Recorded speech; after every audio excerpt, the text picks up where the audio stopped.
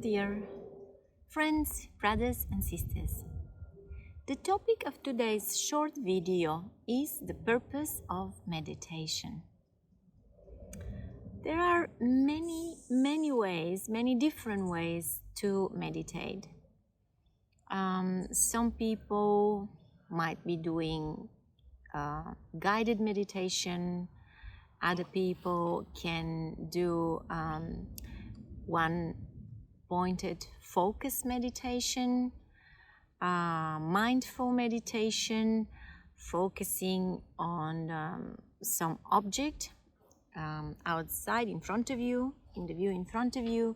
For example, that could be an icon, an image, let's say of a divine image, perhaps of Krishna, of Buddha, of Jesus, or the focus could be on the flame of a candle. Other people may do meditation focusing internally on relaxing each different part of the body in succession. Another kind of meditation can be meditation where we do focus not on an object outside of us, but rather inside. Let's say the point between the eyebrows when we close our eyes, or in the spiritual heart.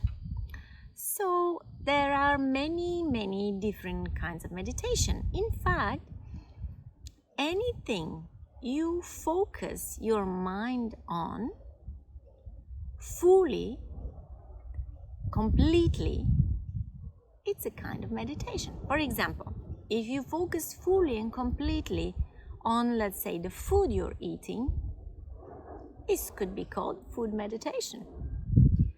Or let's say an accomplished tennis player like Andre Agassi or Novak Djokovic, who are completely and fully absorbed in their tennis game.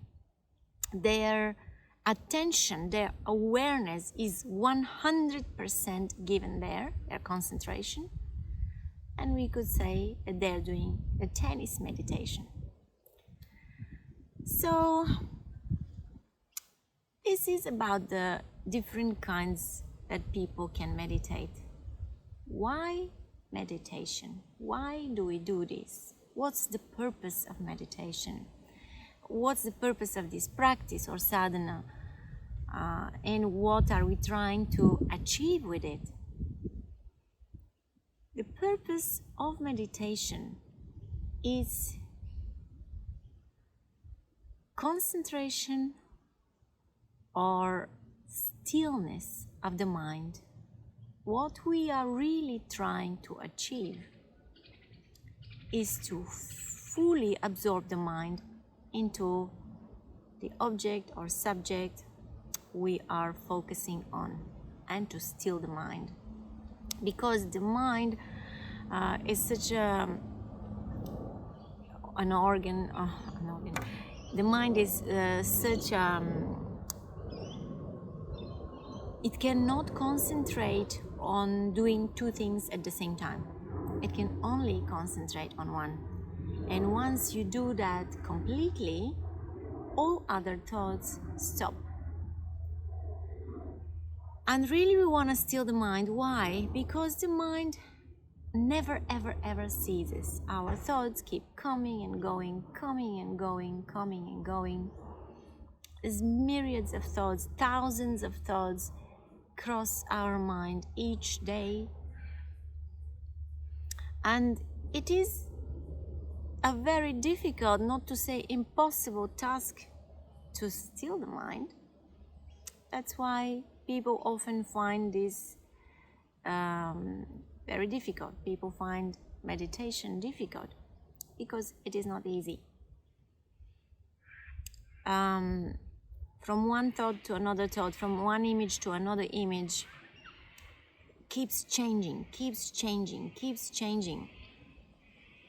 But what we want to really achieve is to still the mind so that then we can become aware of our changeless reality, our real true self, which is hidden, obscured by all this constant activity and change of the mind, which usually is directed outwards, outside of us. I did say it's not an easy task. For example, I have read about a man who's been meditating for about 20 years, and one day he told his teacher or his guru, I've been meditating 20 years and I really haven't achieved anything. Nothing happens. But actually, what we are trying to achieve in meditation is exactly for nothing to happen.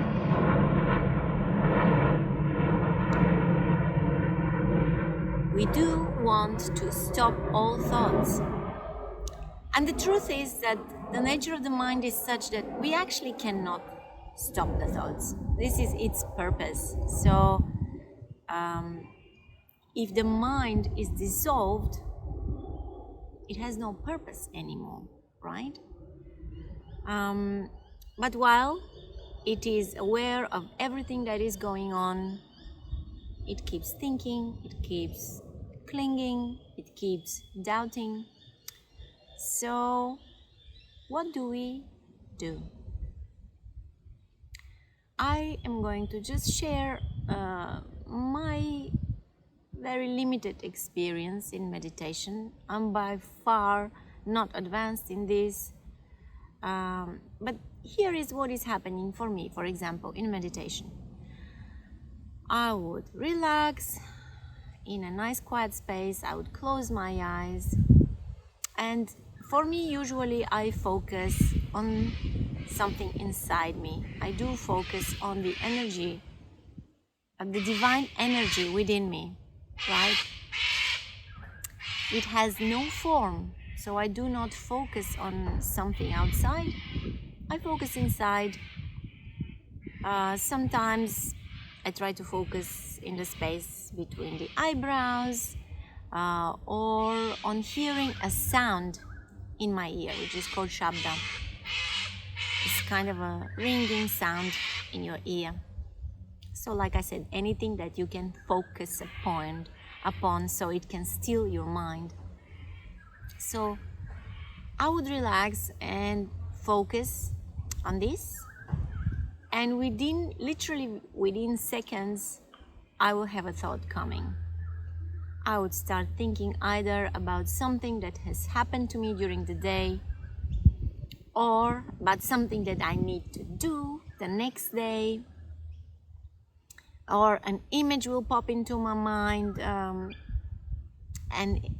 this will happen within seconds of me trying to relax. So what I started to do is just to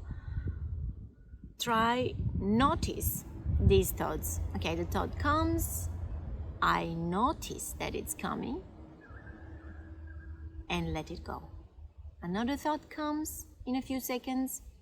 I'm aware this is a thought coming. I notice it, and I consciously let it go. So it's not that I'm stopping the thoughts, which I can't do, but I just put that little distance between myself and the thought. So I become kind of the witness of the thought, and I just start watching my thoughts coming and going. What happens is that with time, those thoughts, it's not that they become less or they stop. They do not stop, but the pauses or the space between them for me becomes longer. It expands slowly. So I have a bit more quiet time with no thought. Then I notice the next one, let it go, and I'm able to immediately relax again. So distance myself from the thoughts. And we do want to do this to achieve the stillness of mind so that we can actually experience our true nature, which is thoughtless and it's formless and it's colorless. So, and of course it feels very, very, very relaxing. So we achieve that state of absolute happiness. The goal, of course, is to remain uninterruptedly in such a state, and that takes a lot of practice.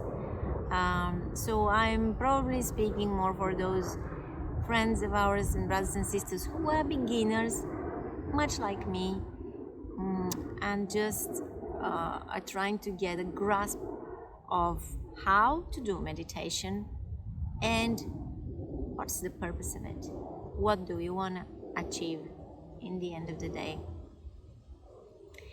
So this is pretty much all from me.